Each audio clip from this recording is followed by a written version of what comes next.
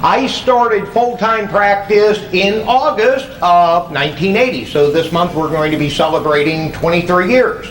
I've hypnotized somewhere in the area of about 55,000 people over the years, and with my mental attitude, I found that I was perfectly adapted for working with children, because we're on exactly the same level. And that, well, really they're up here and I'm down here, but that's okay.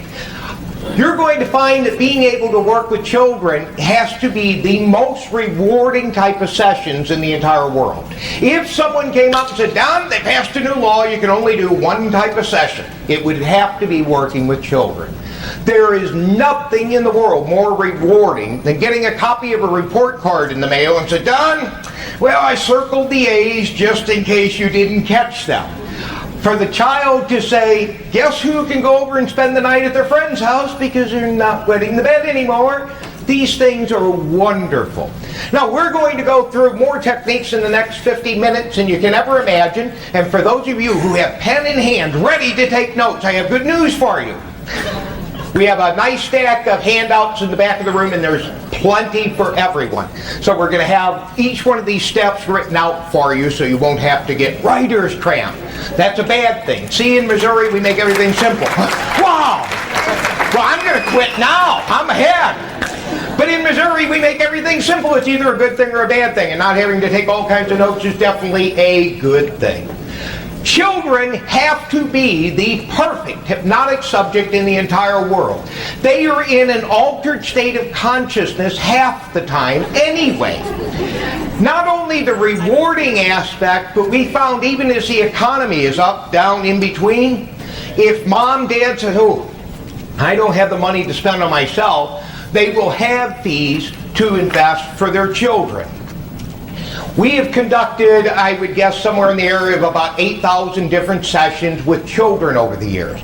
Children are being bombarded with imprints that are being created. An imprint, what is it? Something the child saw, heard, felt, read, experienced, that is changing their behavior.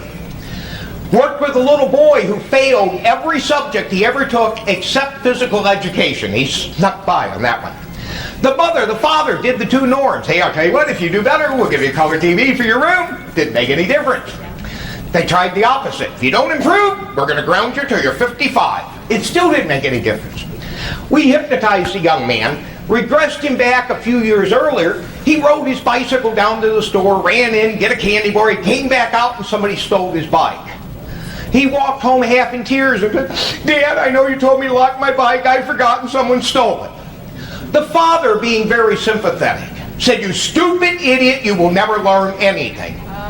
Beep. We now have an imprint. Why? We have a suggestion. During an emotional upset, by an authoritarian figure such as father who knows all, and the child took on that type of suggestion. The amazing thing that I've discovered over the years, so often it doesn't have to be a negative.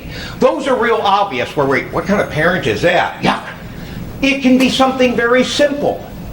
Had another little boy who was having trouble with school. His dad brought him in. He said he used to be a straight A student, and now he's lucky if he gets a D. And the father seemed to be one of these positive, upbeat type, and I thought, good. We hypnotized him, and the event was, a couple of years earlier, the school was having a contest, and whoever got the highest score won a prize. So since he's a straight A student anyway, so I'm going to spend the weekend, I'm going to study, get ready, I'm going to be